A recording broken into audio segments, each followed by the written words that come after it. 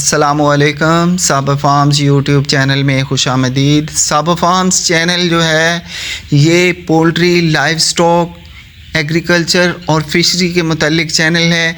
भाई अगर आप लोग पोल्ट्री में, लाइव स्टॉक में, फ़िशरी में, एग्रीकल्चर में इंटरेस्टेड हो तो यकीन मानिए आप मेरी वीडियो को देख के खुश होंगे, क्योंकि मैं उन मसाइल के ऊपर बात करूंगा इस चैनल में जो हमारे किसान के साथ, हमारे फार्मर के साथ, जो फार्मर को कौन से मसाइल, कौन सी बीमारियां, कौन से मार्केट ट्रेंड का सामना है और किस किस्म के मसाइल हैं जो फार्मर हजरात को दरपेश हैं। तो आज मैं अपनी वेरी फर्स्ट वीडियो ज़राअत के मुतल्लिक करने जा रहा हूँ। ज़राअत एक ऐसा शोबा है जो हमारे मुल्क की टोटल आबादी का 70% लोगों का पेशा है। हमारे मुल्क की जो लेबर है वो 70% इसमें कंज्यूम होती है ज़राअत में। तो ज़राअत जो है हमारी मुल्क की मईशत की रीढ़ की हड्डी है। दूसरी बात, हमारी जो ज़राअत है इसको हमारे मुल्क की इकोनॉमी की बैकबोन तो कहा जाता है, लेकिन अनफॉर्चुनेटली बदकिस्मती के साथ इस शोबे को बहुत ज़्यादा निगलेक्ट किया गया है, इसके ऊपर ध्यान नहीं दिया गया। हम लोग ज़राअत में खुद कफ़ालत के दर्जे पर पहुंच के फिर वापस आ गए हैं, क्योंकि हमारी आबादी एक तो बड़ी तेज़ी के साथ बढ़ी है। दूसरी बात, हमने अपनी ज़राअत को जो दर्जा देना चाहिए था, टॉप प्रायोरिटी देनी चाहिए थी, वो हम लोग इस ज़राअत के शोबे को नहीं दे पाए। अब जो मौसमी और माहौलियाती तब्दीली हो रही है, यकीन मानो ये बहुत बड़ा थ्रेट है हमारे मुल्क की ज़राअत के लिए। देखें, अब हुई है COP28 दुबई में। वो क्या हुआ है कि कह रहे थे प्लेजेस दें, कितनी, 100 अरब डॉलर की प्लेजेस दें।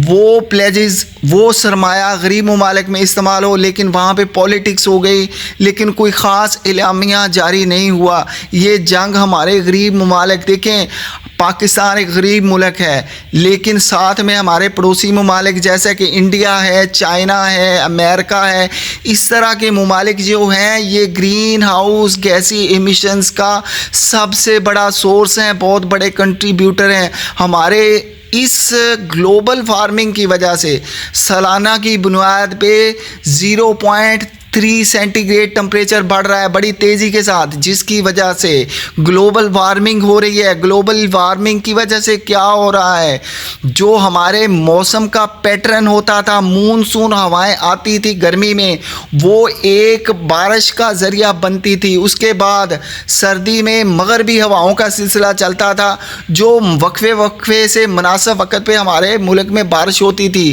तो वो प्रिडिक्टेबल वेदर था। अब क्या हो रहा है कि वेदर जो है, मौसम जो है वो अनप्रिडिक्टेबल होता जा रहा है। मौसम के बारे में पेशन गोई नहीं की जा सकती, जिसकी वजह से बहुत ज़्यादा खुश्क साली चलती है, ड्राई वेदर चलता है, और वो इलाके जहाँ पे नहरी पानी दस्तयाब नहीं है और नीचे का पानी वहाँ पे वो कड़वा है या ज़्यादा नमकीन है, जो ज़रूरी फसलों के लिए मुनासिब नहीं है, तो वो मेरे मुल्क पाकिस्तान में वो बहुत ज़्यादा हिट हो रहे हैं। दूसरी बात, हमारी फसलों पे बहुत ज़्यादा बीमारियां हो रही हैं। कौन सी बीमारियां? क्योंकि हॉट और ह्यूमिड वेदर, गर्म और हबस वाला, ज़्यादा नमी वाला मौसम वो ज़्यादा बढ़ता जा रहा है। गर्मी का जो टेन्योर है वो बढ़ रहा है। पहले गर्मी होती थी 6 से 7 मंथ की, अब हो रही है 8 से 8.5 मंथ की। जो सर्दी है वो भी सर्दी में कम पड़ती है, लेकिन गर्मियों के मौसम में बहुत ज़्यादा पड़ रही है। ये वजह है इसकी, ग्लोबल वार्मिंग की वजह से ये सब कुछ हो रहा है। अब जो हमारे इंसेक्ट्स हैं, पेस्ट्स हैं, और उसके बाद फंजाई हमारी फसलों में आ रही है। मैं पहले बात करूंगा ग्रेन की। ग्रेन में सबसे पहले गंदम, मकई, चावल, ये फसलें हमारी बहुत ज़्यादा मुतासर हो रही हैं। इस साल हमारे मुल्क में बहुत ज़्यादा जो है वो चावल की फसल की काश हुई, लेकिन जो मजमूई कौमी पैदावार थी वो कम हुई। वजह, नेक ब्लास्ट बहुत ज़्यादा आया बावजूद स्प्रे करने के। फिर उसके बाद जो दूसरा ब्लास्ट आता है, ये सब चीज़ें फंजाई की वजह से आती हैं। फंगस उस वक़्त ग्रोथ करती है जब गर्म और मरतूब मौसम बहुत ज़्यादा देर तक रहे। ये फंगस को ग्रोथ करने में मदद करता है। हमारे किसान ने बहुत ज़्यादा स्प्रे किए होंगे जो हमारी फसल जो है, चावल की फसल में सुंडी का हमला होता है या फंगस का हमला होता है उसको कंट्रोल करने के लिए। लेकिन जो वेदर है वो बड़ा एक्सट्रीम है, वो बहुत ज़्यादा शदीद है, वो सपोर्ट कर रहा है हशरात को कि वो फसल के ऊपर हमलावर हों। अब मैं बात करूँगा मकई की, मेज़ की। मकई जो गर्मी की फसल होती है उसमें जो एक सुंडी का हमला होता है, उसके बाद बहुत सारे दूसरे पेस्ट हैं वो बहुत ज़्यादा हमलावर होते हैं, बहुत ज़्यादा स्प्रे करनी पड़ती है। लेकिन उसके बावजूद 4 स्प्रेयों का कॉम्बिनेशन करके फिर भी स्प्रे किया जाता है फसल के ऊपर, तो कंट्रोल नहीं मिलता। इसकी वजह क्या है? हॉट एंड ह्यूमिड वेदर, जो क्लाइमेटिक चेंज आ रही है, ये हमारी जो फसलें हैं ग्रेन की या दूसरी फसलें, वो डिप्रेशन में जा रही हैं।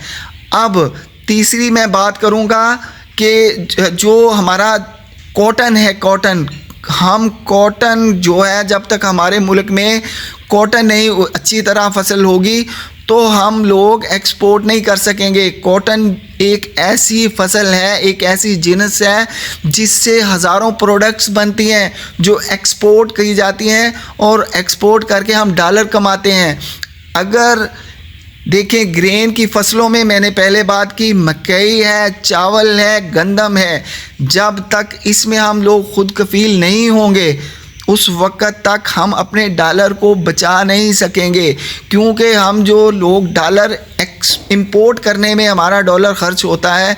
देखिए एनर्जी को इंपोर्ट करना तो हमारी मजबूरी है, लेकिन क्या करें कि हम ज़राई मुल्क हैं, हमारे मुल्क में दुनिया का सबसे बेहतरीन नहरी निज़ाम मौजूद है, फर्टाइल लैंड है, ज़रख़ेज़ ज़मीन है, मेहनत कश किसान है, लेकिन उसके बावजूद भी अगर हम लोगों को गंदम इंपोर्ट करनी पड़े, हम लोगों को चावल इंपोर्ट करना पड़े और उसके बाद जो एडिबल ऑयल वाली जो चीज़ें हैं वो भी इंपोर्ट करनी पड़ें, तो बड़े अफसोस की बात है। तो बात यह है कि जो ज़राअत का शोबा है पाकिस्तान का, इसको निगलेक्ट किया जाता रहा है। अब हमारे किसान के जो बुनियादी मसाइल वो क्या हैं? हमारे किसान को जो टेक्नोलॉजी है, जो मशीनरी है, वो उसको बाहर से सस्ते दामों इंपोर्ट करके दी जाए, उसके ऊपर टैक्स ना लगाया जाए, बल्कि हुकूमत को चाहिए कि वो सब्सिडाइज़ करे इन आइटम्स को। उसके बाद ज़राई जो स्प्रे आते हैं उनकी क्वालिटी और स्टैंडर्ड्स के ऊपर एक चेक एंड बैलेंस रखा जाए। हुकूमत को चाहिए, सूबाई हुकूमत को, डिस्ट्रिक्ट गवर्नमेंट्स को, उसके बाद तहसील इंतज़ामिया को चाहिए कि वो चेक एंड बैलेंस रखे। फिर किसान को सस्ती फर्टिलाइज़र्स मुहैया की जाएँ और वो क्वालिटी भी उनकी कॉम्प्रोमाइज़ ना हो। हमारे मुल्क में 2 नंबरी बहुत ज़्यादा है, स्प्रे में, खाद में, बीज में किसान को मिसगाइड किया जाता है, तो हमारे किसान का इस तरह बहुत ज़्यादा नुकसान होता है। तो अगर इन बातों पे, इन पैरामीटर्स पे अगर तवज्जो दी जाए और किसान दोस्त पॉलिसीज़ बनाई जाएं। अब जो ज़राअत है, जो दूसरे ममालिक हैं वो रिवायती तरीक़ों से निकल के बहुत ज़्यादा मॉडर्न हो चुके हैं, लेकिन हमारे मुल्क में अभी ज़राअत उस लेवल की मॉडर्न नहीं है। हम वो कुएं के मेंढक हैं। अभी आप लोग यूट्यूब पे देखें कि जो अमेरिका, इंडिया है, चाइना है और दूसरे कंट्रीज़ हैं, वो अपनी ज़राअत को किस पैमाने पर जदीद कर चुके हैं। उनकी क्रॉप यील्ड कितनी है, वो कितनी ज़्यादा फसल जो है फ़ी एकड़, फ़ी हेक्टर उनकी बहुत ज़्यादा पैदावार है। हम जो है उनकी पैदावार के मुकाबले में हमारी 30-40% की रेशो है। अगर वो 100 मन गंदम ले रहे हैं तो हम उनके मुकाबले में 30 मन गंदम ले रहे हैं। तो इन तमाम मसाइल के ऊपर हुकूमत पाकिस्तान को ध्यान देना चाहिए। और ये जो ज़राअत है, यही तो एक हमारे पास शोबा बचा है जिसके ज़रिए हम अपने मुल्क को जो गिरती हुई मईशत को संभाला दे सकते हैं। हमारे मुल्क में बढ़ती हुई बेरोज़गारी के ऊपर कंट्रोल पाया जा सकता है। ज़राअत ही हमारा शोबा है जिससे हमारे जो हमारे मवेशी पलते हैं, जिससे हमें लेदर, फिर उसके बाद हमें गोश्त, दूध का हसूल होता है। ज़राअत एक ऐसा डिपार्टमेंट है, एक ऐसा शोबा है जिसके साथ मेरे मुल्क की तकरीबन 70 to 80% पॉपुलेशन जो है डायरेक्टली और इनडायरेक्टली वो डिपेंडेंट है ज़राअत के ऊपर। तो ज़राअत को वो तवज्जो दी जानी चाहिए जो बाहर के ममालिक में मिलती है, वो पॉलिसीज़ बनाई जानी चाहिए। जिस तरह चाइना से कोई टेक्नोलॉजी इंपोर्ट की जाए, सीड टेक्नोलॉजी इंपोर्ट की जाए, फिर उसके बाद जो उनके साथ हमारी कोलैबोरेशन होनी चाहिए गवर्नमेंट लेवल पे और सेमी गवर्नमेंट लेवल पे। हमारा जो हमें कोलैबोरेट करना चाहिए उनके साथ कि वो किस तरह ज़राअत में ज़्यादा आमदन वाली फसलें उगा रहे हैं और ख़ुद कफ़ालत के दर्जे को पहुँचे हुए हैं, बल्कि वो एक्सपोर्ट कर रहे हैं। हमें भी ऐसी पॉलिसीज़ बनानी चाहिए जिससे हमारा मुल्क जो है वो ग्रेन को इंपोर्ट करने की बजाय एक्सपोर्ट करे। हमें एडिबल ऑयल में कैसे ख़ुद कफ़ालत हासिल करनी है, हमें जो है कॉटन किस तरह ज़्यादा से ज़्यादा जो है क्रॉप यील्ड हम किस तरह ज़्यादा से ज़्यादा ले सकते हैं, ये सब चीज़ें इंशाल्लाह मैं अपने चैनल पे लेके आऊँगा। मैं छोटे किसान के लिए आवाज़ बनाऊँगा इस चैनल को, मेरा मिशन है। तो काइंडली आप मेरी वीडियोस को लाइक कीजिए, शेयर कीजिए। अगर आप जो हैं किसान हैं तो मेरे चैनल को ज़रूर सब्सक्राइब कीजिएगा। इंशाल्लाह मैं अपनी कोशिश और अपनी मेहनत के ज़रिए आपको मायूस नहीं करूँगा, मैं आपकी आवाज़ बनूँगा। इंशाल्लाह अल अज़ीज़ आपके मसाइल को उठाऊँगा और मुमकिन हुआ तो जो पंजाब लेवल है, वफाक लेवल है, वहाँ तक मैं इंशाल्लाह अपनी मेहनत के ज़रिए किसान की आवाज़ को लेके जाऊँगा। तो काइंडली आप मेरी वीडियोस को पूरा देखिएगा, मेरी वीडियोस को लाइक शेयर कमेंट ज़रूर कीजिएगा। अगर आप आने वाली वीडियोस देखना चाहते हैं तो मेरे चैनल को सब्सक्राइब करके बेल वाला घंटा ज़रूर दबाइएगा। इंशाल्लाह मिलते हैं नेक्स्ट वीडियो में किसी नए इंटरेस्टिंग मौजू के साथ। अल्लाह हाफिज़।